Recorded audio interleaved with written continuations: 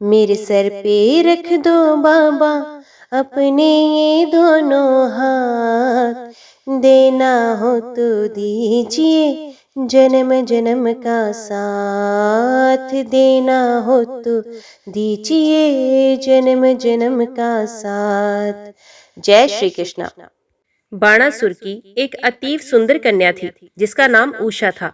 अब उसकी अवस्था विवाह योग्य हो गई थी और एक रात्रि जब अपनी सखियों के मध्य शयन कर रही थी तब उसने स्वप्न में देखा कि श्री अनिरुद्ध उनके समीप थे और वे उनके साथ दाम्पत्य संबंध का उपभोग कर रही थी। इसके पूर्व उषा ने ना तो कभी श्री अनिरुद्ध को देखा था, ना ही उनके विषय में कभी सुना था। वे उच्च स्वर में पुकारती हुई स्वप्न से जाग गई, हे प्रिय, तुम कहाँ हो? अपनी सखियों के समक्ष इस प्रकार बात खुल जाने से वे किंचित लजा गई। उषा की सखियों में से एक का नाम चित्रलेखा था। वे बाणासुर के प्रधानमंत्री की पुत्री थी। चित्रलेखा व उषा घनिष्ठ सखियां थी। चित्रलेखा ने अत्यधिक जिज्ञासावश प्रश्न किया, हे सुंदर राजकुमारी, अभी तक तुम्हारा किसी किशोर से विवाह नहीं हुआ, ना ही तुमने अभी तक किसी किशोर का दर्शन ही किया है। अतएव तुम्हें इस प्रकार पुकारते देखकर मुझे आश्चर्य हो रहा है। तुम किसे ढूंढ रही हो? तुम्हारा विवाह योग्य साथी कौन है? चित्रलेखा ने प्रश्नों को सुनकर उषा ने उत्तर दिया, प्रिय सखी, मैंने स्वप्न में एक श्रेष्ठ युवक को देखा जो अतिशय सुंदर है। उसका वर्ण श्यामल है, उसके नेत्र कमल दल के समान हैं और उसने पीत वस्त्र धारण किए हैं। उसकी भुजाएं प्रलम्ब हैं। उसके सामान्य शारीरिक लक्षण इतने मुदित करने वाले हैं कि कोई भी किशोरी उसकी ओर आकर्षित हो जाएगी। ये कहते हुए मुझे अत्यंत अभिमान हो रहा है। तुम्हें ये सूचित करते हुए मुझे अत्यंत दुख हो रहा है कि इसके तत्काल बाद वे तिरोहित हो गया और मुझे निराशा के भंवर में डुबो गया है। प्रिय सखी, अपने हृदय के वांछित स्वामी इस अद्भुत युवक को प्राप्त करने के लिए मैं अत्यंत अधीर हूँ। उषा के वचनों को सुनकर चित्रलेखा ने तत्काल उत्तर दिया, मैं तुम्हारे वियोग के दुख को समझ सकती हूँ। मैं तुम्हें विश्वास दिलाती हूँ कि यदि वे युवक उच्च, मध्य व निम्न तीनों लोकों में कहीं भी है, तब मैं तुम्हारी संतुष्टि के लिए उसे अवश्य ही ढूंढ लाऊंगी। यदि तुम अपने स्वप्न के उस युवक को पहचान लोगी तो मैं अवश्य ही तुम्हारी मानसिक शांति ले आऊंगी। अब मैं तुम्हारे सम्मुख कुछ चित्र बनाती हूँ, तुम्हें उन्हें देखो और जैसे ही तुम्हें तुम्हारे वांछित पति का चित्र दिखे तो मुझे बता देना। वे कहाँ है, इससे कोई अंतर नहीं पड़ता। मुझे उसको यहाँ लाने की कला ज्ञात है। अतएव जैसे ही तुम उसे पहचान लोगी मैं तत्काल उसे यहाँ लाने का प्रबंध कर दूंगी। इस प्रकार वार्तालाप करते हुए चित्रलेखा ने स्वर्ग लोक में निवास करने वाले देवताओं के चित्र बनाने प्रारंभ कर दिए। तदंतर उसने गंधर्वों, सिद्धों, चारणों, पन्नगों, दैत्यों, विद्याधरों, यक्षों और मानवों के भी चित्र बनाए। चित्रलेखा ने कई चित्र बनाए। मानवों के चित्रों में वृष्ण वंश के चित्र भी थे। उसमें श्री कृष्ण के पिता वसुदेव जी, पितामह शूरसेन जी, श्री बलराम जी, भगवान श्री कृष्ण तथा अन्य अनेक व्यक्तियों के चित्र थे। अब उषा के ने प्रद्युम्न का चित्र देखा तो वे किंचित लजा गई, किंतु जब उसने अनिरुद्ध का चित्र देखा तो वे इतनी लजा गई कि उसके ने तत्काल अपना सर झुका लिया और मुस्कुराने लगी। जिसे वे ढूंढ रही थी वे पुरुष उसे प्राप्त हो गया था। उसने अनिरुद्ध का चित्र पहचानकर चित्रलेखा को बताया कि उसका हृदय चुराने वाला पुरुष वही है। चित्रलेखा एक योगिनी थी। यद्यपि उसने तथा उषा ने ना तो कभी अनिरुद्ध को देखा था, ना ही उसका कभी नाम सुना था, तथापि जैसे ही उषा ने चित्र को पहचाना, चित्रलेखा तत्काल ही समझ गई कि वे चित्र श्री कृष्ण के एक पुत्र अनिरुद्ध का है। उसी रात्रि में अंतरिक्ष मार्ग से यात्रा करके वे अल्पकाल में ही श्री कृष्ण के द्वारा सुरक्षित द्वारका नगरी में पहुंच गई। उसने महल में प्रवेश किया और अनिरुद्ध को अपने शयन कक्ष में से एक भव्य शैया पर सोते देखा। अपनी योग माया से चित्रलेखा सोते हुए अनिरुद्ध को तत्काल ही शोणितपुर नगर में ले आई, जिससे कि उषा अपने वांछित पति का दर्शन कर सके। उषा तत्काल प्रसन्नता से खिल गई और अत्यंत संतोषपूर्वक अनिरुद्ध के संग का आनंद उठाने लगी। जिस महल में उषा तथा चित्रलेखा निवास करती थी वे इतनी भलीभांति सुरक्षित था कि किसी भी पुरुष के लिए उसमें प्रवेश करना अथवा उसके अंदर देख पाना असंभव था। उषा तथा अनिरुद्ध महल में साथ साथ निवास करते थे। दिन प्रतिदिन अनिरुद्ध के प्रति उषा का प्रेम बढ़ने लगा। उषा ने अपने मूल्यवान वस्त्रों, पुष्पमालाओं, सुगंधों तथा धूप आदि से अनिरुद्ध को प्रसन्न कर दिया। उनकी छया के समीप के आसन के निकट खान पान के प्रयोजन की अन्य सामग्रियां भी थी, जैसे दूध और शरबत आदि उत्तम पेय तथा चबाने अथवा निगलने योग्य उत्तम पदार्थ, खाद्य पदार्थ। सबसे बढ़कर उषा ने अनिरुद्ध को अपने मधुर वचनों और सेवा से प्रसन्न किया। उषा अनिरुद्ध की इस तरह उपासना करती थी जैसे वे श्री भगवान हो। उषा की अत्युत्तम सेवा से प्रसन्न होकर अनिरुद्ध सब कुछ भूल गए। इस प्रकार उषा अपने अनन्य प्रेम व ध्यान से अनिरुद्ध को अपनी ओर आकर्षित करने में सफल हुई। इस प्रेम और सेवामय वातावरण में अनिरुद्ध स्वयं को भी लगभग भूल ही गए और उन्हें ये भी स्मृति न रही कि वे कितने दिनों से अपने वास्तविक ग्रह से दूर है। कुछ समय पश्चात उषा में कुछ ऐसे शारीरिक लक्षण दिखाई दिए जिनसे संकेत मिलता था कि वे किसी पुरुष मित्र के साथ समागम कर रही है। वे लक्षण इतने स्पष्ट थे कि उसकी गतिविधियां किसी से भी गुप्त न रखी जा सकी। अनिरुद्ध के संग उषा सदैव ही प्रसन्न रहती, उसके संतोष की सीमा न रही। नौकर और महल के द्वारपाल सरलता से अनुमान लगा सकते थे कि उसका किसी पुरुष के साथ संबंध है तथा और भी अधिक की प्रतीक्षा न करके तत्काल उन सबने अपने स्वामी बाणासुर को जानकारी दी। वैदिक सभ्यता में किसी अविवाहित कन्या का किसी पुरुष से संबंध रखना कन्या के परिवार के लिए महान कलंक होता है। अतएव महल की देखभाल करने वाले व्यक्ति ने सावधानीवश अपने स्वामी को सूचित किया कि उषा में एक कलंकपूर्ण संबंध का संकेत देने वाले लक्षण विकसित हो रहे हैं। सेवकों ने अपने स्वामी को सूचित किया कि वे महल की रक्षा में तनिक भी असावधानी नहीं कर रहे। वे रात दिन चौकस रहते हैं, फिर कोई युवक महल में प्रवेश ना कर सके। वे इतने सावधान थे कि कोई पुरुष ये देख भी नहीं सकता कि महल में क्या हो रहा है। अतः वे चिंतित थे कि उषा किस प्रकार दूषित हो गई। ये स्थिति का कारण नहीं ढूंढ सके। अतएव उन्होंने संपूर्ण स्थिति अपने स्वामी के समक्ष प्रस्तुत कर दी। ये जानकर बाणासुर को आघात लगा कि उसकी कन्या उषा अब कुंवारी नहीं रही। ये बात उसके हृदय पर भार बन गई और वे अविलंब उस महल की ओर दौड़ा जिसमें उषा निवास करती थी। वहां उसने देखा कि उषा तथा अनिरुद्ध साथ बैठकर वार्तालाप कर रहे थे। साक्षात कामदेव प्रद्युम्न के पुत्र होने के कारण अनिरुद्ध तथा उषा साथ साथ बैठे अत्यंत सुंदर प्रतीत होते थे। बाणासुर ने भी देखा कि अनिरुद्ध तथा उसकी पुत्री उषा की जोड़ी अत्यंत उपयुक्त है। फिर भी अपने परिवार की प्रतिष्ठा के लिए ये संयोग तनिक भी रुचिकर नहीं लगा। बाणासुर ये नहीं समझ सका कि वास्तव में युवक है कौन।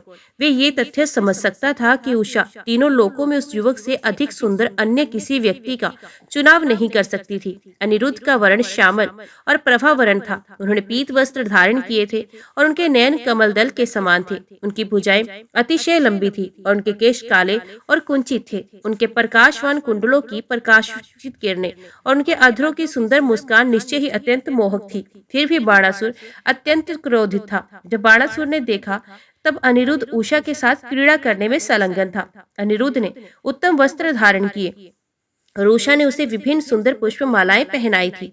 बाणासुर को आश्चर्य हुआ कि उसकी उपस्थिति में अनिरुद्ध शांतिपूर्वक उषा के सम्मुख बैठा है। अनिरुद्ध को ज्ञात था कि उसके भावी ससुर प्रसन्न नहीं है और वे उस पर आक्रमण करने हेतु महल में अनेक सैनिकों को एकत्रित कर रहे हैं। इस प्रकार अन्य कोई अस्त्र न प्राप्त होने पर अनिरुद्ध ने एक बड़ी सी लोह शिलाका को ले लिया और बाणासुर तथा उसके सैनिकों के सम्मुख खड़े हो गए। वे दृढ़ता पूर्वक ऐसी मुद्रा में खड़े हो गए जिससे संकेत मिलता था कि यदि उन पर आक्रमण होगा तो वे लोह शिलाका से समस्त सैनिकों को धराशायी कर देंगे। बाणासुर तथा उसके सैनिकों ने देखा कि अपने अजय दंड के साथ साक्षात यमराज की भांति वे युवक उनके सम्मुख खड़ा है। अब बाणासुर के आदेश पर सभी दिशाओं से सैनिकों ने उन्हें पकड़ने व बंदी बनाने का प्रयास किया। जब वे सैनिक साहस करके अनिरुद्ध के सामने आए तो अनिरुद्ध ने उन पर शलाका से प्रहार किया। उनके सर, पैर, हाथ व जंघाएं तोड़ डाली। एक के पश्चात एक सैनिक भूमि पर गिरने लगे। अनिरुद्ध ने उनका उसी प्रकार वध कर दिया जैसे बाजों के दल का नेता भौंकने वाले कुत्तों को एक एक करके मार डालता है। इस रीति से अनिरुद्ध महल से बच निकलने में सफल हो गए। बाणासुर को विभिन्न युद्ध कलाएं ज्ञात थी और शिवजी की कृपा से उसे नागपाश के द्वारा शत्रु को बंदी बनाने की क्रिया भी ज्ञात थी। अतः महल से बाहर आते समय अनिरुद्ध को बंदी बना लिया गया। जब उषा को ये समाचार प्राप्त हुआ कि उसके पिता ने अनिरुद्ध को बंदी बनाया है तब वे शोक से व्याकुल हो गई। उसके नेत्रों से अश्रु प्रवाहित होने लगे और स्वयं को रोकने में असफल होकर वे अत्यंत उच्च स्वर में क्रंदन करने लगी। जब वर्षा ऋतु के चातुर्मास व्यतीत हो गए फिर भी अनिरुद्ध घर नहीं लौटे तो यदु परिवार के समस्त सदस्य अत्यंत व्यग्र हो उठे। उनकी समझ में नहीं आ रहा था कि अनिरुद्ध क्यों और कहाँ उपस्थित है। सौभाग्यवश एक दिन देवऋषि नारद ने आकर यदु परिवार को अनिरुद्ध के महल से अंतर्ध्यान होने के विषय में जानकारी दी। उन्होंने ये स्पष्ट किया किया कि किस प्रकार अनिरुद्ध का हरण करके बाणासुर की राजधानी शोणितपुर ले जाया गया था तथा किस प्रकार अनिरुद्ध के द्वारा बाणासुर के सैनिकों के परास्त हो जाने पर बाणासुर ने उन्हें नागपाश के द्वारा बंदी बना लिया है।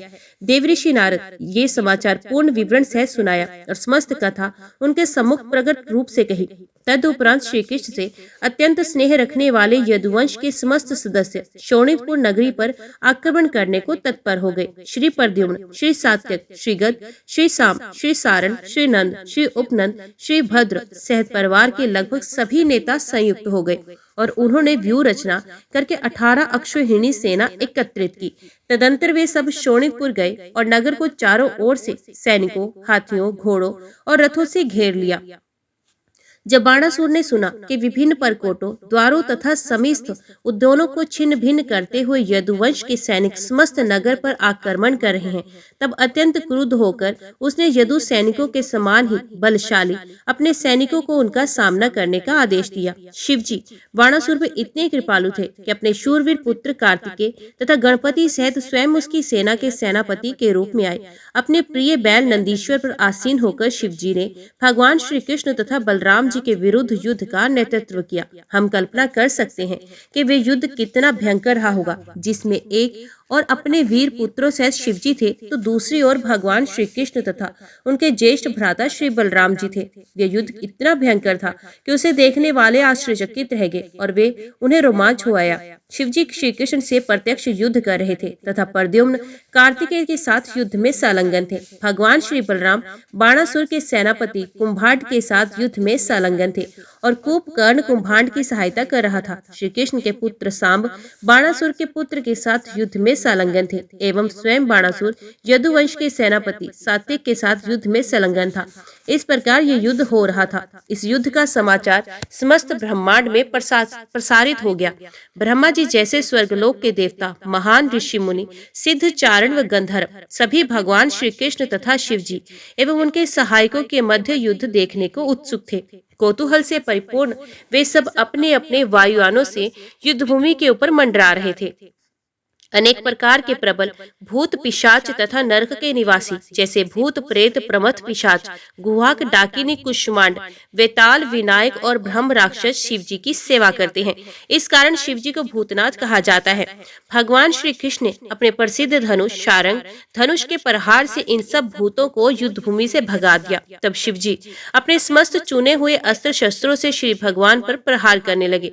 भगवान श्री कृष्ण ने बिना किसी कठिनाई के इन सभी अस्त्रों को अपने अस्त्रों से काट दिया। परमाणु बम के समान ब्रह्मास्त्र को श्री कृष्ण ने अन्य ब्रह्मास्त्र से काट दिया और वायु अस्त्र को पर्वतास्त्र से काट डाला। जब शिवजी ने अंधड़ लाने वाले अस्त्र चलाया तो भगवान श्री कृष्ण ने उसके विपरीत पर्वत अस्त्र चलाया, जिसने आंधी को तत्काल ही रोक दिया। इसी तरह जब शिवजी ने प्रलयंकारी अग्नि अस्त्र चलाया तो श्री कृष्ण ने उसे घनघोर वर्षा से काट दिया। अंत में जब शिवजी ने पाशुपत अस्त्र नामक अपना व्यक्तिगत अस्त्र चलाया तब श्री कृष्ण ने तत्काल उसे नारायण अस्त्र से काट दिया। तब भगवान श्री कृष्ण से युद्ध करने में शिवजी अत्यंत उत्तेजित हो उठे। श्री कृष्ण ने इस अवसर का लाभ उठाते हुए जम्भाई का अस्त्र चलाया। इस अस्त्र के चलने पर शत्रु पक्ष भ्रमित हो जाता है, युद्ध बंद कर देता है और जम्भाई लेने लगता है। इस अस्त्र के परिणाम स्वरूप शिवजी इतने थक गए कि उन्होंने युद्ध करना अस्वीकार कर दिया और वे जम्भाई लेने लगे। अब श्री कृष्ण को शिवजी के आक्रमण से हटाकर अपना ध्यान बाणासुर के प्रयास पर केंद्रित करने का अवसर प्राप्त हुआ। वे बाणासुर के सैनिकों को कटार और गदा से वध करने लगे। इसी मध्य भगवान श्री कृष्ण के पुत्र प्रद्युम्न देवताओं के सेनापति कार्तिकेय से घोर युद्ध कर रहे थे। कार्तिकेय घायल थे और उनके शरीर से रक्त धारा प्रवाहित हो रही थी। इस दशा में और अधिक युद्ध न करके कार्तिकेय अपने वाहन मयूर पर सवार होकर युद्धभूमि से चले गए। इसी तरह भगवान श्री बलराम बाणासुर के सेनापति कुंभांड पर अपनी गदा का प्रहार करके उसे त्रस्त कर रहे थे। कुंभकर्ण भी घायल था और कुष्मांड तथा वे दोनों रणभूमि में गिर पड़े। सेनापति कुंभांड बुरी तरह से घायल था। मार्गदर्शन न मिलने के कारण बाणासुर के सैनिक इधर उधर तितर बितर हो गए। जब बाणासुर ने देखा कि उसके सैनिक तथा सेनापति परास्त हो गए हैं तो उसका क्रोध और बढ़ गया और उसने श्री कृष्ण के सेनापति सात्विक से युद्ध रोक देने का बुद्धिमता समझी और इसके स्थान पर उसने प्रत्यक्ष रूप से भगवान श्री कृष्ण पर आक्रमण कर दिया। अब बाणासुर को अपने 1000 हाथों का उपयोग प्रयोग करने का अवसर प्राप्त हुआ। एक साथ 500 धनुषों तथा 2000 बाणों का प्रयोग करते हुए श्री कृष्ण की ओर दौड़ा। इस तरह का मूर्ख व्यक्ति श्री कृष्ण की शक्ति का अनुमान नहीं लगा सकता। श्री कृष्ण ने तत्काल बिना किसी कठिनाई के बाणासुर के प्रत्येक धनुष के 2-2 टुकड़े कर दिए और उसे आगे बढ़ने से रोकने के लिए उसके रथ के घोड़ों को धराशायी कर दिया। तत्पश्चात रथ खंड खंड हो गया। ऐसा करने के पश्चात श्री कृष्ण ने अपना पांचजन्य शंख बजाया। बाणासुर कोटरा नामक एक देवी की उपासना करता था और उस देवी से उसको माता तथा पुत्र की भांति संबंध था। माता कोटरा बाणासुर के प्राणों पर संकट देखकर विचलित हुई, अतः वे वहां प्रकट हो गई। वे बिखरे हुए बालों तथा निर्वस्त्र देह में श्री कृष्ण के सम्मुख खड़ी हुई। इस निर्वस्त्र स्त्री को देखना श्री कृष्ण को रुचिकर नहीं लगा, अतः उसे देखने से बचने के लिए श्री कृष्ण ने अपना मुख घुमा लिया। श्री कृष्ण के आक्रमण से बचने का ये अवसर प्राप्त होने पर बाणासुर रणभूमि से पलायन कर गया। उसके धनुष की डोरियां टूट चुकी थी और कोई सारथी भी नहीं था, अतएव अपने नगर लौट जाने के अतिरिक्त उसके पास और कोई विकल्प नहीं था। उसने युद्ध में अपना सर्वस्व खो दिया। श्री कृष्ण के बाणों से बुरी तरह से त्रस्त होकर शिवजी के सभी गण पिशाच, भूत, प्रेत व क्षत्रिय रणक्षेत्र छोड़कर चले गए। तब शिवजी ने अंतिम विकल्प का उपयोग किया। उन्होंने अपने महान मार्ग अस्त्र शिवज्वर चलाया। शिवज्वर अतिशय ताप के द्वारा विनाश करता है। कहा जाता है कि सृष्टि के अंत अर्थात प्रलय के समय सूर्य सामान्य से 12 गुना अधिक तप्त हो जाता है। ये 12 गुना अधिक ताप शिवज्वर कहलाता है। जब मूर्तिमान शिवज्वर को चलाया गया तब उसके 3 सर तथा 3 पैर थे और जैसे जैसे वे श्री कृष्ण की ओर आ रहा था तो ऐसा प्रतीत होता था कि वे प्रत्येक वस्तु को भस्म कर रहा है। वे इतना शक्तिशाली था कि उसने समस्त दिशाओं में प्रज्वलित अग्नि का निर्माण कर दिया और श्री कृष्ण ने देखा कि वे विशेष रूप से उनकी ओर बढ़ा आ रहा है। जिस प्रकार शिवज्वर एक अस्त्र है, उसी भांति नारायण ज्वर भी एक अस्त्र है। नारायण ज्वर से अति शीत का निर्माण होता है। जब अतिशय ताप होता है तब लोग किसी न किसी प्रकार उसे सहन कर सकते हैं, किंतु जब अतिशय शीत होता है तब प्रत्येक वस्तु शक्तिहीन हो जाती है। व्यक्ति को वास्तव में ये अनुभव मृत्यु के समय होता है। मृत्यु के समय प्रथम तो शरीर का ताप 107 डिग्री तक बढ़ जाता है, तत्पश्चात समस्त शरीर शक्तिहीन हो जाता है और तत्काल बर्फ के समान ठंडा हो जाता है। शिव ज्वर के सुलसाने वाले ताप को काटने के लिए नारायण ज्वर के अतिरिक्त और कोई अस्त्र नहीं था। जब भगवान श्री कृष्ण ने देखा कि शिवजी ने शिव ज्वर चलाया है, तब नारायण ज्वर चलाने के अतिरिक्त उनके पास और कोई चारा न रहा। भगवान श्री कृष्ण आदि नारायण एवं नारायण ज्वर अस्त्रों के नियंता है। नारायण ज्वर चलाए जाने पर दोनों ज्वरों के मध्य घमासान युद्ध हुआ। जब अतिशय उष्णता पर तीव्र शीत की प्रतिक्रिया होती है तो स्वाभाविक है कि उष्ण ताप शनि शनि कम होने लगता है। शिव ज्वर तथा नारायण ज्वर के मध्य युद्ध में भी यही हुआ। शनि शनि शिव ज्वर का ताप कम हो गया और ये शिवजी की सहायता से करने के लिए कहने लगे, किंतु नारायण ज्वर की उपस्थिति में शिवजी उसकी सहायता करने में असमर्थ थे। शिवजी ने सहायता प्राप्त करने में असमर्थ होकर शिव ज्वर समझ गया कि स्वयं श्री नारायण अर्थात श्री भगवान कृष्ण के समक्ष आत्मसमर्पण करने के अतिरिक्त उसके बचने का और कोई साधन नहीं। देवताओं में सर्वश्रेष्ठ शिवजी ही जब उसकी सहायता नहीं कर सकते तब अन्य देवताओं का तो कहना ही क्या। अतएव श्री कृष्ण के सम्मुख नमन करके उनकी स्तुति करते हुए शिव ज्वर ने श्री भगवान के सम्मुख आत्मसमर्पण कर दिया, जिससे कि श्री भगवान प्रसन्न हो जाएं और उसे अभयदान दें। भगवान श्री कृष्ण तथा शिवजी के अंतिम अस्त्रों के मध्य युद्ध की इस घटना से सिद्ध हो जाता है कि जिसकी रक्षा श्री कृष्ण करते हैं उसका वध कोई नहीं कर सकता, किंतु यदि श्री कृष्ण किसी को कोई रक्षा नहीं देते तब तो कोई भी उसकी रक्षा नहीं कर सकता। शिवजी को महादेव कहते हैं, जिसका अर्थ है देवताओं में सर्वश्रेष्ठ। यद्यपि कभी कभी ब्रह्मा जी को देवताओं में सर्वश्रेष्ठ माना जाता है क्योंकि वे सृष्टि कर सकते हैं, जबकि शिवजी ब्रह्मा की सृष्टि का संहार कर सकते हैं। किंतु ब्रह्मा जी तथा शिवजी दोनों ही एक एक कार्य कर सकते हैं। ब्रह्मा जी सृष्टि कर सकते हैं और शिवजी संहार कर सकते हैं, किंतु दोनों में से कोई भी पालन नहीं कर सकता। किंतु भगवान श्री विष्णु न केवल पालन करते हैं अपितु सृष्टि एवं संहार भी करते हैं। तथ्य तो ये है कि सृष्टि ब्रह्मा नहीं करते, क्योंकि स्वयं ब्रह्मा की सृष्टि भी भगवान श्री विष्णु करते हैं। शिव जी का जन्म ब्रह्म से होता है। इस प्रकार शिव ज्वर समझ गया कि श्री कृष्ण अथवा नारायण के अतिरिक्त और कोई उसकी सहायता नहीं कर सकता। अतएव उसने भगवान श्री कृष्ण की शरण ग्रहण की और हाथ जोड़कर स्तुति करने लगा। मेरे प्रिय भगवान, मैं आपको सादर प्रणाम करता हूँ, क्योंकि आपके पास असीम शक्तियां हैं। आपकी शक्तियों का कोई अतिक्रमण नहीं कर सकता और इस प्रकार आप सबके श्री भगवान हैं। सामान्यतः लोग शिव जी को भौतिक जगत का सर्वाधिक शक्तिमान व्यक्ति मानते हैं, किंतु शिव जी सर्वशक्तिमान नहीं है। आप सर्वशक्तिमान हैं, यही तथ्य है। आप आदि चेतना अथवा ज्ञान है। ज्ञान अथवा चेतना के बिना कुछ भी शक्तिमान नहीं हो सकता। कोई भौतिक वस्तु अत्यंत शक्तिशाली हो सकती है, किंतु ज्ञान अथवा चेतना के स्पर्श के बिना वे कार्य नहीं कर सकती। कोई भौतिक यंत्र अत्यंत विशाल तथा अद्भुत हो सकता है, किंतु किसी चेतना व ज्ञान युक्त व्यक्ति के स्पर्श के बिना भौतिक यंत्र बेकार होता है। प्रिय भगवान, आप पूर्ण ज्ञान है और आपके व्यक्तित्व में भौतिक दूषण का लेश मात्र भी नहीं है। समस्त सृष्टि का संहार करने वाली अपनी विशिष्ट शक्ति के कारण शिव जी एक अत्यंत शक्तिमान देवता हो सकते हैं। उसी भांति ब्रह्म अत्यंत शक्तिमान हो सकते हैं, क्योंकि वे समस्त ब्रह्मांड की सृष्टि कर सकते हैं, किंतु वास्तव में ब्रह्मा जी अथवा शिव जी किसी भी सृष्टि के मूल कारण नहीं है। आप परम सत्य परब्रह्म है तथा आप ही मूल कारण है। निराकार ब्रह्म ज्योति सृष्टि का मूल कारण नहीं है, वे आपके व्यक्तित्व पर आश्रित है, जैसा कि श्रीमद् भागवत गीता में प्रमाणित किया गया है। निराकार ब्रह्म का कारण भगवान श्री कृष्ण है। ब्रह्म ज्योति की तुलना सूर्य गोलक से निगलने के वाले सूर्य प्रकाश से की गई है। अतएव निराकार ब्रह्म अंतिम कारण नहीं है। प्रत्येक वस्तु का अंतिम कारण श्री कृष्ण का परम शाश्वत रूप है। सभी भौतिक क्रियाएं और प्रतिक्रियाएं अव्यक्तित भ्रम में होती हैं, लेकिन व्यक्तिक भ्रम में श्री कृष्ण से शाश्वत कोई क्रिया प्रतिक्रिया नहीं होती। शिव ज्वर ने अपनी बात को जारी रखा। अतएव हे भगवान, आपका शरीर पूर्ण रूप से शांतिपूर्ण एवं आनंदमय है। वे भौतिक दूषणों से रहित है। भौतिक शरीर में भौतिक प्रकृति के तीनों गुणों की क्रिया प्रतिक्रिया होती है। काल सर्वाधिक महत्वपूर्ण तत्व है, अन्य सब तत्वों से ऊपर है, क्योंकि काल के शोक से भौतिक सृष्टि पर प्रभाव पड़ता है। इस प्रकार प्राकृतिक पदार्थों का जन्म होता है और जैसे ही पदार्थों की उत्पत्ति होती है, काम कर्म भी दृष्टिगोचर होते हैं। इन काम कर्मों के फलस्वरूप जीव को अपना आकार प्राप्त होता है। वे एक विशेष प्रकार की प्रकृति प्राप्त करता है, जो एक सूक्ष्म शरीर तथा प्राण वायु अहम 10 इंद्रियों मन तथा पंचभूतों से निर्मित स्थूल शरीर में निहित रहती हैं। तत्पश्चात ये सब इस प्रकार के शरीर की सृष्टि करते हैं, जो कि बाद में आत्मा के देहांतर के द्वारा एक के बाद एक प्राप्त विभिन्न शरीरों का मूल कारण बन जाता है। ये सारी अभिव्यक्तियां आपकी भौतिक शक्ति के संयुक्त क्रियाएं हैं। विभिन्न तत्वों की क्रिया प्रतिक्रिया से अप्रभावित रहने वाले आप इस बहिरंगी शक्ति के कारण हैं। अब भौतिक शक्ति के इन दबावों से ऊपर हैं और परम शांति है। भौतिक दूषण से आप मुक्ति के आप ही अंतिम आश्रय हैं। अतएव मैं अन्य समस्त आश्रयों को त्याग कर आपके चरण कमलों की शरण ग्रहण करता हूँ।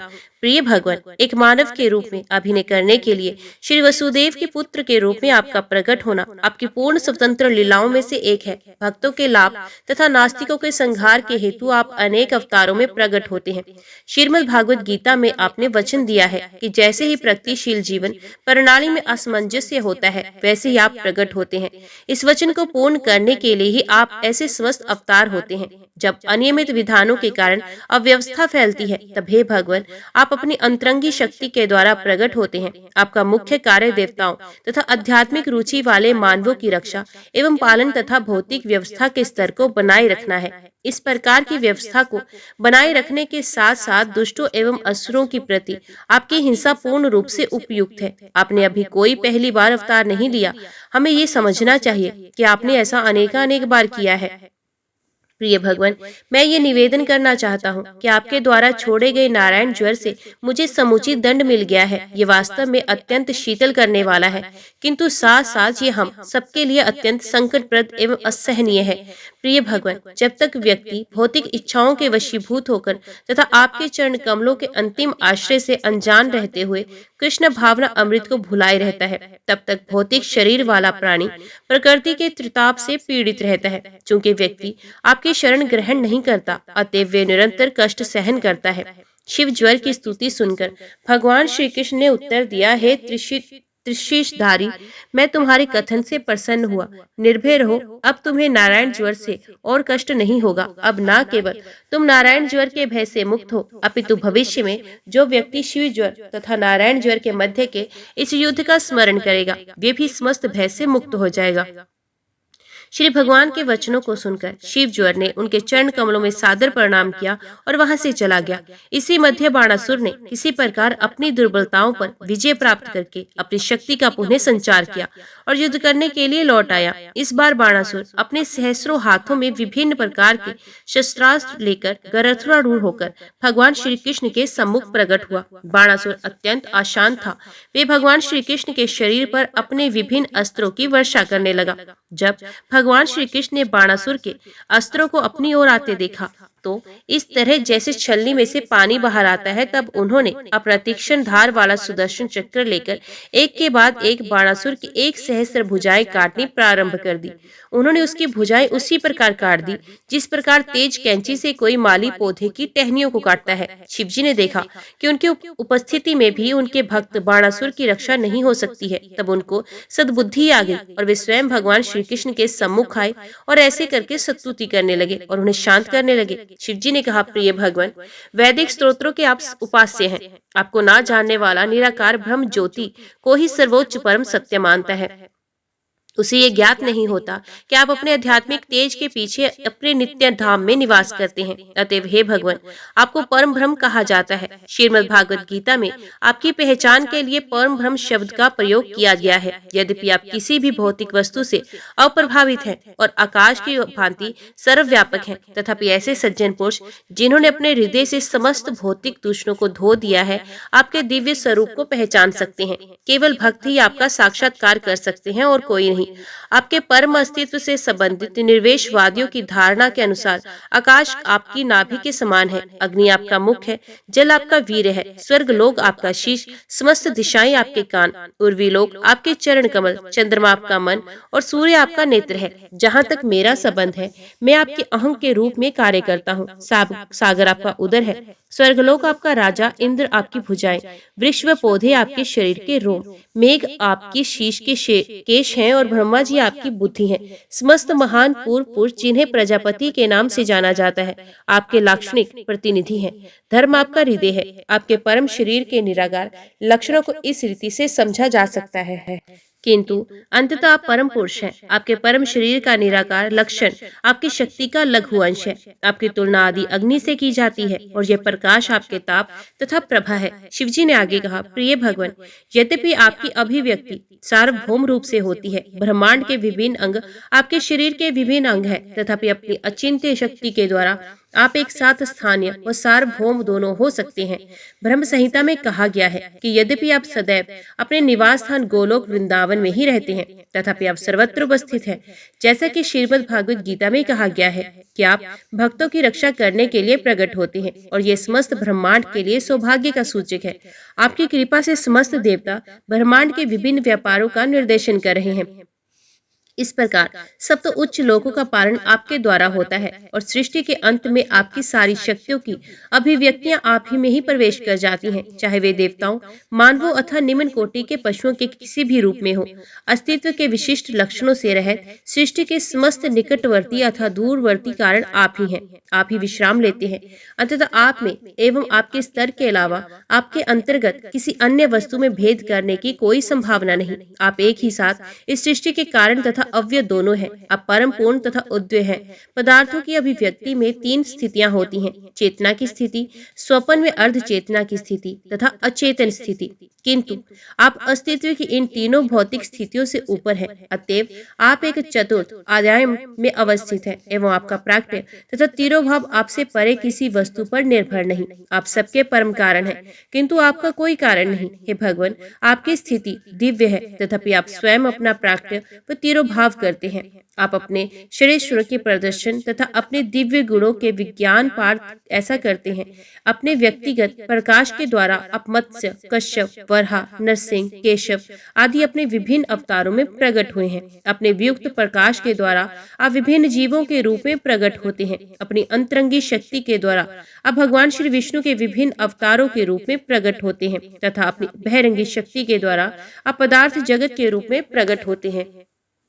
सामान्य मानव की दृष्टि में जब दिन मेघाच्छादित होता है तब सूर्य आच्छादित प्रतीत होता है, किंतु तथ्य ये है कि सूर्य का प्रकाश बादलों का निर्माण करता है। अतएव यदि संपूर्ण आकाश घटाओं से पूर्ण हो तब भी सूर्य वास्तव में कभी भी आच्छादित नहीं हो सकता। इसी भांति मानवों का अल्प बुद्धि वर्ग दावा करता है कि ईश्वर नहीं है, किंतु जब विभिन्न जीवों का प्राकट्य एवं उनके कार्यकलाप दिखाई पड़ते हैं तब ज्ञानीजन प्रत्येक अणु में आपकी उपस्थिति देखते हैं। आपकी बहरंगी एवं तटस्थता शक्ति के माध्यम से भी वे अणु अणु में आपके दर्शन करते हैं। अत्यंत ज्ञानी भक्तों को आपके असीम कार्यकलापों का अनुभव होता है, किंतु आपकी बहरंगी शक्ति के प्रभाव से भ्रमित व्यक्ति इस भौतिक जगत में अपना तादात्म्य स्थापित कर लेता है। उनको समाज मैत्री व प्रेम से मोह हो जाता है।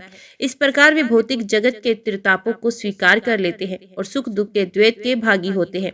कभी कभी वे मोह के सागर में डूब जाते हैं और कभी कभी इससे उबार लिए जाते हैं।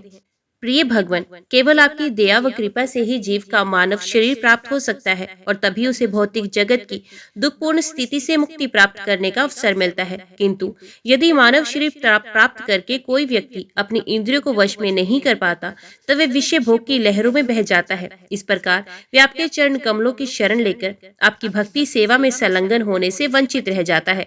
इस प्रकार के व्यक्ति का जीवन दुर्भाग्यपूर्ण है। इस प्रकार का तामसिक जीवन व्यतीत करने वाला व्यक्ति स्वयं को ठग रहा है और दूसरों को भी ठग रहा है।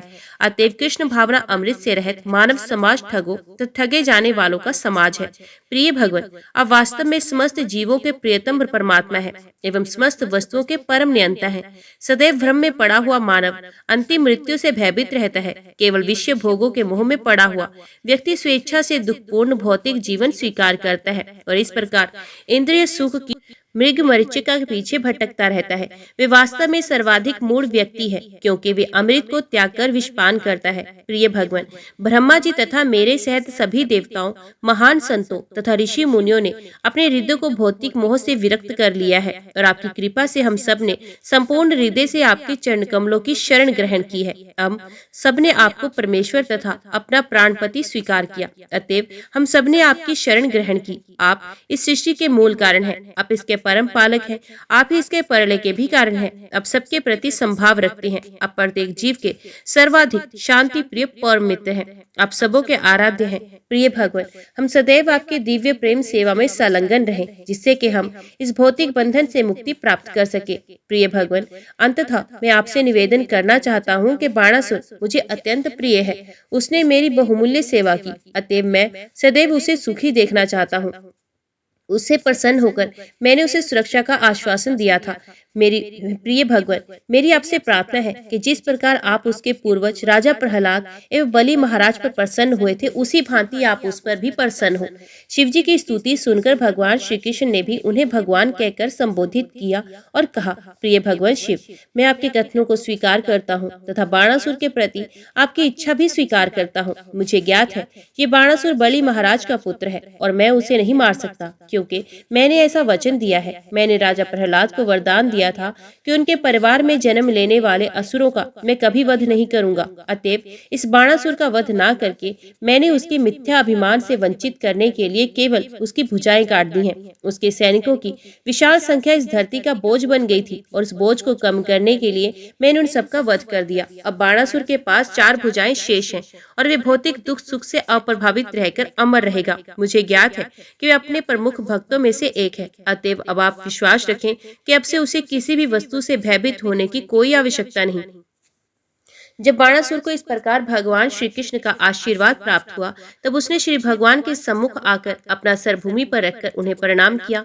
उसने तत्काल अपनी पुत्री उषा सहित अनिरुद्ध को रथ पर वहां लाने का प्रबंध किया और उन्हें भगवान श्री कृष्ण के समक्ष प्रस्तुत किया। शिवजी के आशीर्वाद से उषा भौतिक रूप से अत्यंत ऐश्वर्यमयी हो गई। इसके उपरांत भगवान श्री कृष्ण ने उषा तथा अनिरुद्ध को अपने संरक्षण में ले लिया। इस प्रकार एक अक्षौहिणी सेना को आगे करके श्री कृष्ण द्वारका की ओर अग्रसर होने लगे। इसी मध्य द्वारका वासियों को ये समाचार प्राप्त हुआ कि अत्यंत ऐश्वर्य साथ श्री कृष्ण अनिरुद्ध तथा उषा के साथ लौट रहे हैं।